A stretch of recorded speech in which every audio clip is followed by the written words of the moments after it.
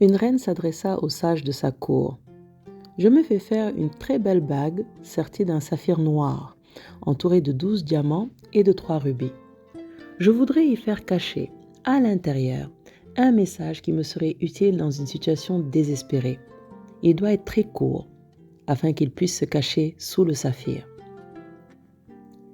C'étaient tous des hommes et des femmes sages, de grands et de grandes érudits. Ils et elles étaient capables d'écrire de grands traités, mais il fallait trouver un message de pas plus de 2 ou 3 mots qui puisse l'aider dans une situation désespérée. Ces hommes et ces femmes réfléchirent, se penchèrent dans leurs livres, mais ne purent rien trouver. La reine avait une vieille servante, qu'elle considérait presque comme sa mère avant d'être la sienne. La mère de la reine était morte très tôt, et c'était cette servante qui l'avait élevée. Mais elle n'était pas considérée comme une domestique. La reine avait un immense respect pour elle. La vieille femme lui dit « Je ne suis pas une sage, ni une savante, ni une érudite, mais je connais le message, car il n'y en a qu'un. Personne parmi ces gens ne peut te le donner. Des mystiques, des êtres réalisés peuvent te le confier. Durant ma longue vie au palais, j'ai rencontré toutes sortes de gens, et même une fois des mystiques. Ils étaient au nombre de 3. C'étaient aussi des invités de ta mère, et je fus mise à leur service. À leur départ, dans un geste de reconnaissance pour tous les services rendus, je reçus de leur part ce message, et elle l'écrivit sur un petit bout de papier qu'elle plia et donna à la reine en disant « Ne le lis pas, garde-le caché dans la bague. Ne l'ouvre que lorsque tout le reste aura échoué et quand il n'y aura plus aucun espoir. » Ce moment arriva vite. Le pays fut envahi et la reine perdit son royaume. Pour sauver sa vie, elle s'enfuit à cheval, poursuivie par les cavaliers ennemis. Elle était seule et ils étaient nombreux. Elle arriva à un endroit où le chemin s'arrêtait. C'était une voie sans issue, une falaise surplombant une profonde vallée. Y tomber marquerait sa fin, mais elle ne pouvait plus faire demi-tour. L'ennemi était là. Elle entendait déjà le bruit des sabots de leurs chevaux.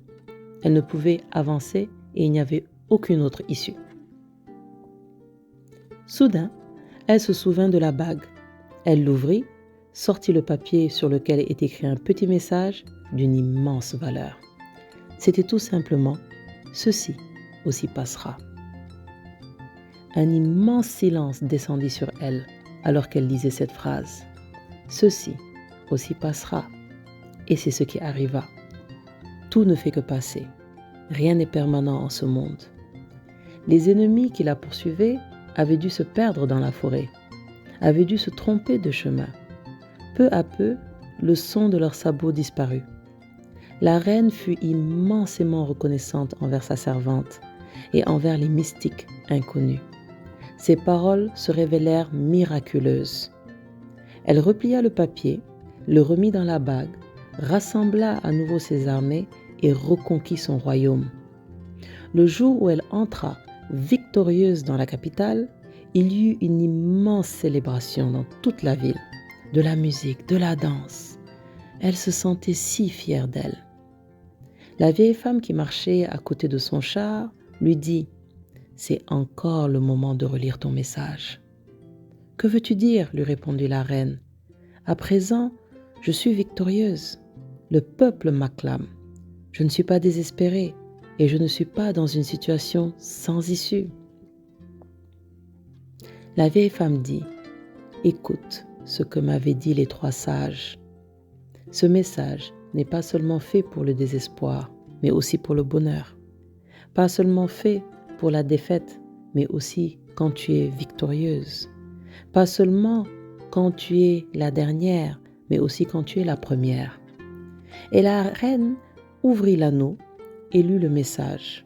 « Ceci aussi passera. » Et soudain, la même paix, le même silence au milieu de la foule triomphante qui faisait la fête et dansait. Mais sa fierté avait disparu. Tout passe. Elle invita sa vieille servante à monter sur le char et à s'asseoir à ses côtés. Elle lui demanda « Y a-t-il quelque chose de plus ?» Ceci aussi passera. Ton message m'a été immensément salutaire. » La vieille femme répondit, « La troisième chose que les 3 sages ont dit, c'est « Souviens-toi, tout passe, toi seul subsiste, tu demeures à jamais en tant que témoin. Tout passe, mais tu persistes, tu es la réalité. Tout le reste n'est qu'un rêve. De beaux rêves, des cauchemars. Peu importe, ce qui importe, c'est celui qui est conscient du rêve. »